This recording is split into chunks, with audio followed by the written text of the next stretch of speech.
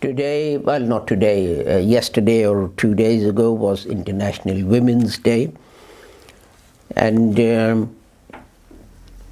number of newspapers printed articles about position of women in Islam, and I wanted to share my thoughts with you about that. I'll start with chapter 4, An-Nisa, verse 1. Ya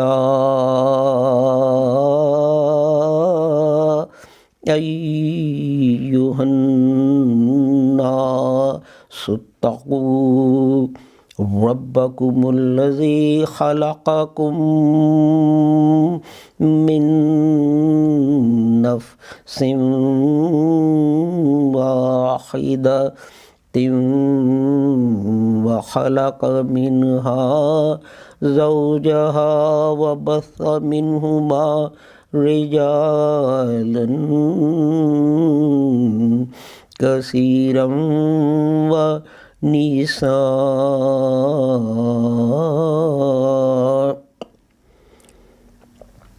wattaqullaha allazi tasaaluna bihi wal arham innallaha kana alaykum raqiba. O people, keep your duty to your Lord, who created you from a single being and created its mate of the same kind,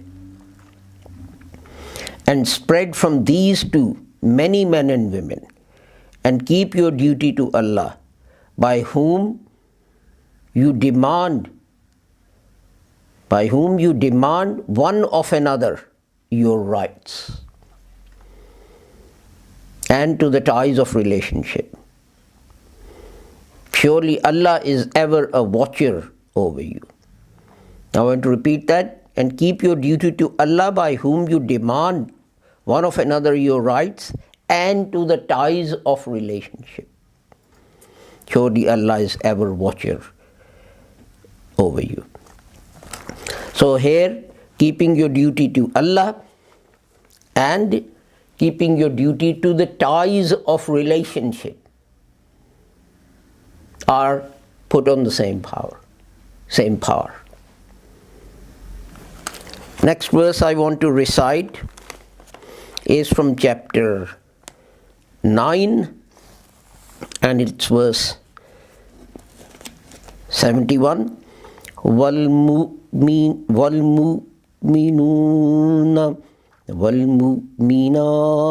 بَعْضُهُمْ أَوْلِيَاءُ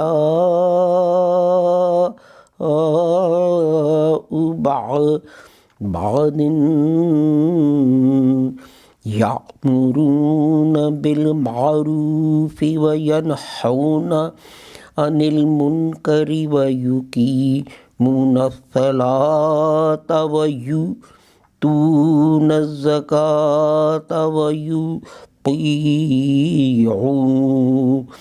اللَّهَ وَرَسُولَهُ أُولَئِكَ سيرحمهم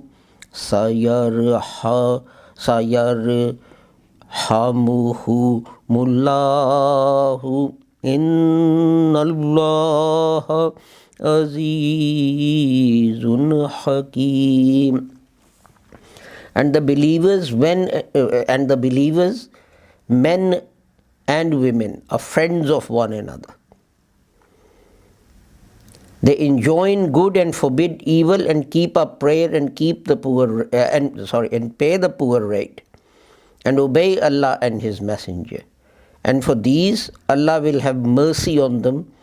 Surely Allah is mighty and wise.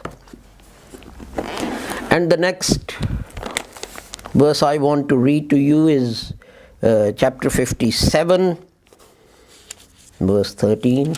No, I'm on the wrong page. Yes, verse 13. And it says, يَوْمَ يَقُولُ الْمُنَافِقُونَ وَالْمُنَافِقَاتُ لِلَّذِينَ آمنوا انظرونا نقتبس من نوركم قيل ارجعوا وراءكم فالتمسوا نورا فضرب بينهم بسور له باب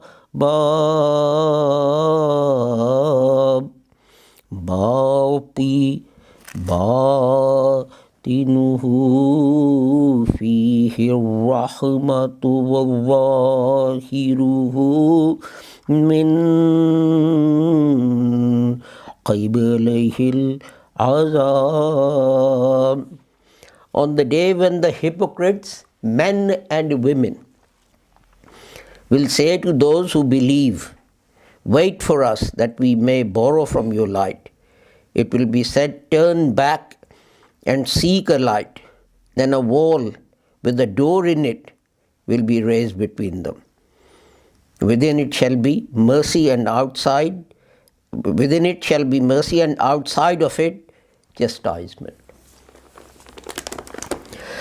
So I recited the first verse from chapter 4 to show that men and women have the same essence. They were created from the same soul or being or nature. In Islam, we do not have this concept that man came first and the woman came as some kind of a secondary being to serve the man's needs. For example, we have this story that God created Adam first, and then Adam was lonely, and as antidepressants weren't around at the time, God took one of the ribs, Adam's ribs, and he created Eve from that rib. And then you have many stories built around that if you try and straighten a rib, it breaks and that kind of thing. This is not a Quranic concept.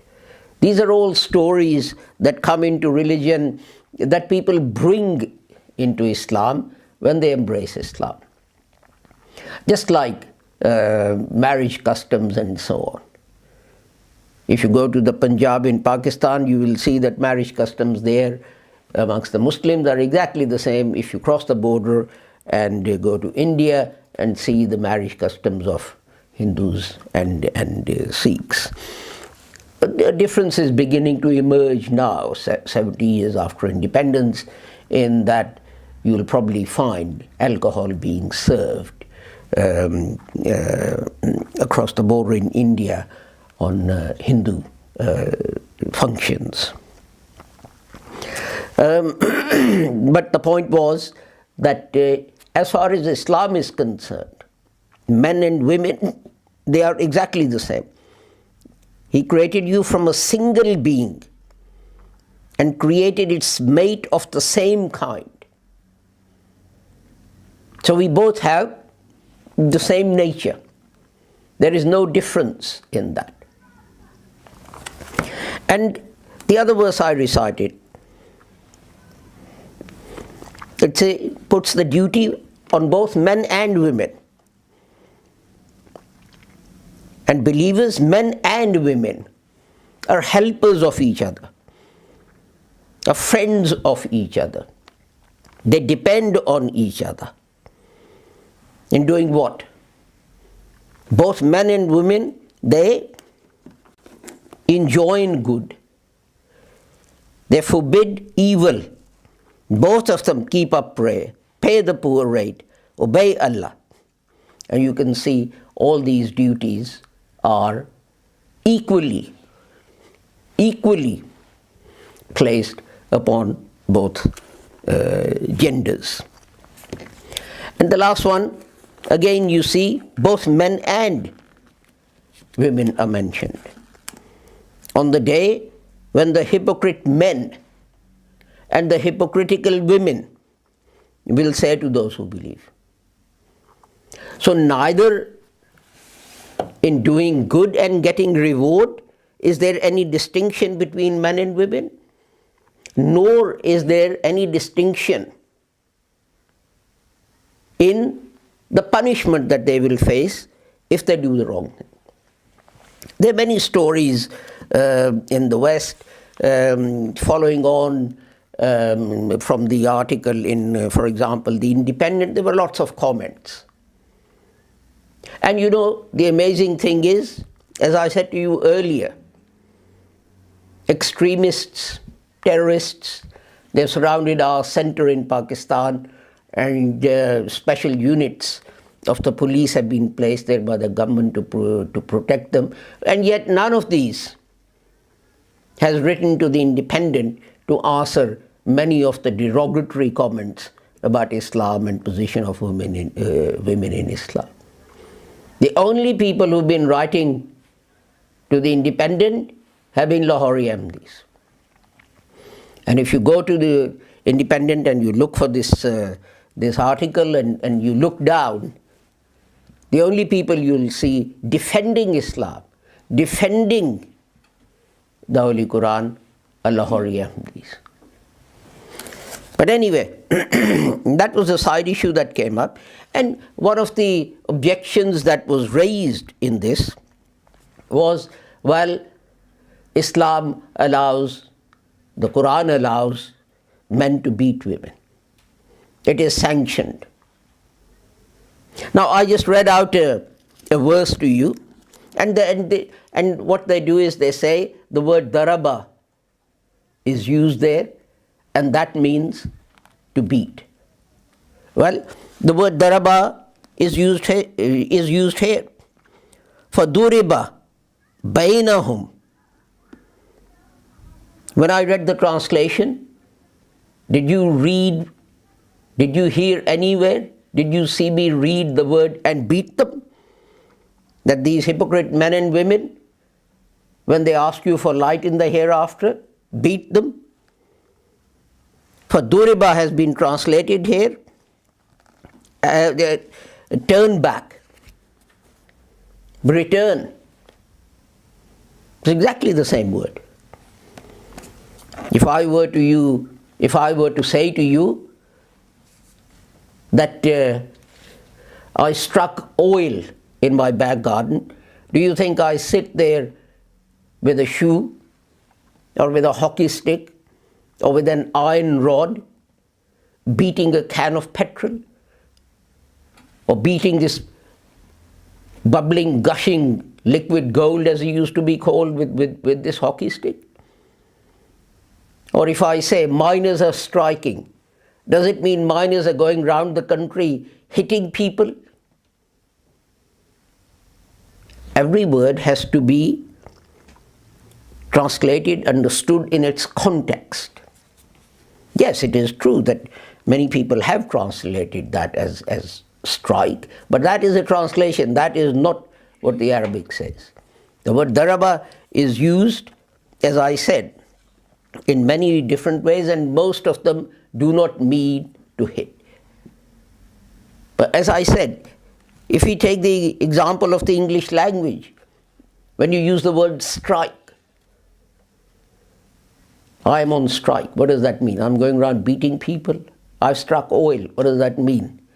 I sit there with a can of petrol or oil, paraffin oil maybe, or diesel. Did I repeatedly hit it? No.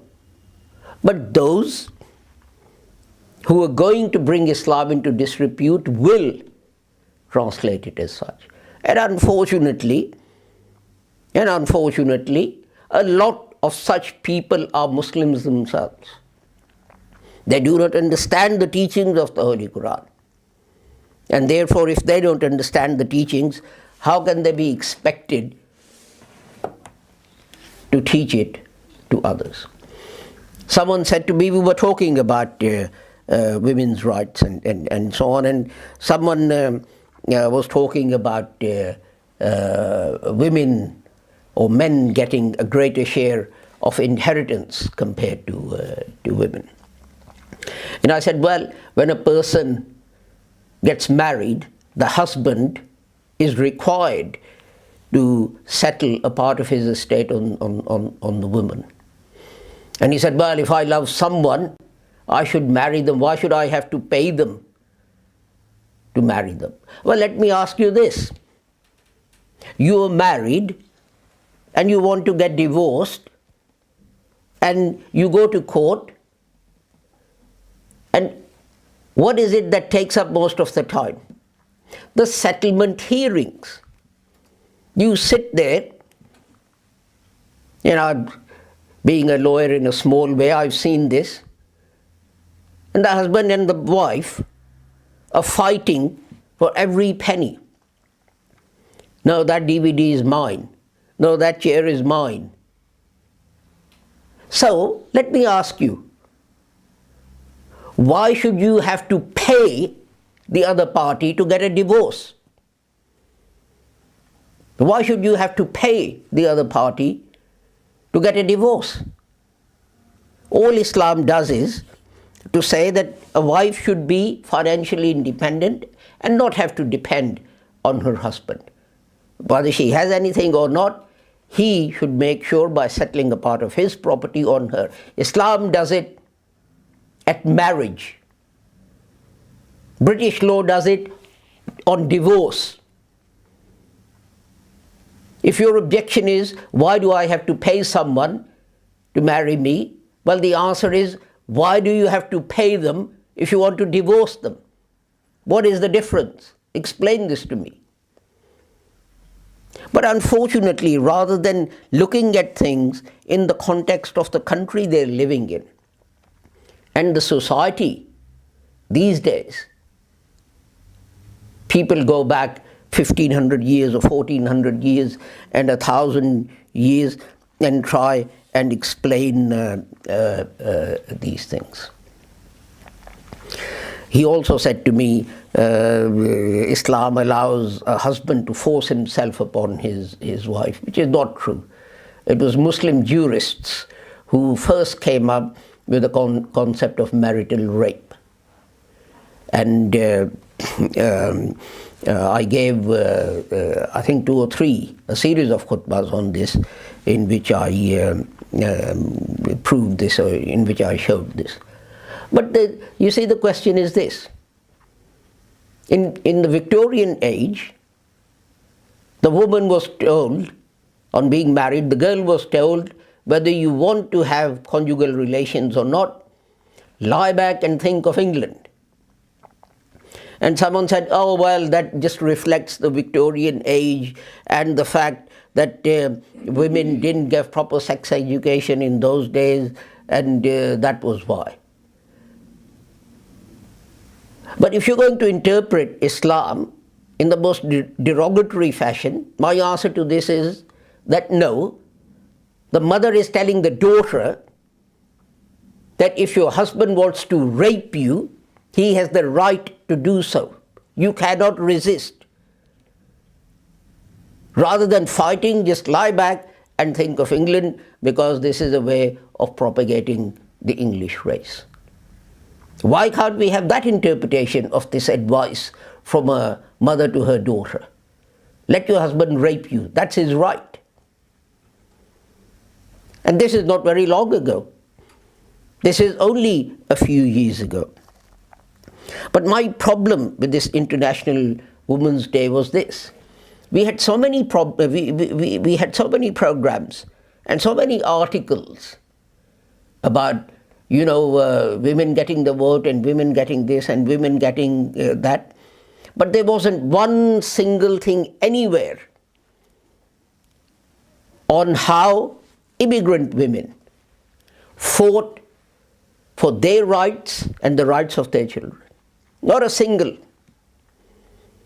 When we first came to UK, my mother had a master's in economics, a master's in education, a postgraduate diploma in teaching. And she was invited to an interview, and she walked in, and there was dead silence. And she sat there waiting for someone to ask a question, and this gentleman said, "Well, Mrs. Aziz, we can't proceed with this interview because you were called to this interview by mistake." And she said, "Sorry, what do you mean? I don't understand." And he said, "We thought you were a white woman." Listen to his words. This is the chairman of the interview panel. "We thought you were a white woman married to a Muslim, and that is why your name was Mrs. Aziz. We didn't realize that you were actually a Pakistani. We didn't realize that you're actually a Muslim." This is how people were treated. This is how women were treated. Immigrant women were treated in this country. The first job that was offered to this lady, MA, MED, post master's education from United States as a Fulbright scholar. You know what the first job she was offered was? A cleaning lady in a school. And these people tell me, these people commenting on the article in the Independent tell me what rights women have and women have acquired in the United Kingdom. And they tell me that women in Islam have no rights. Where were the rights of this lady, a highly qualified lady? When eventually she did get a job as a teacher, the whole of the rest of the staff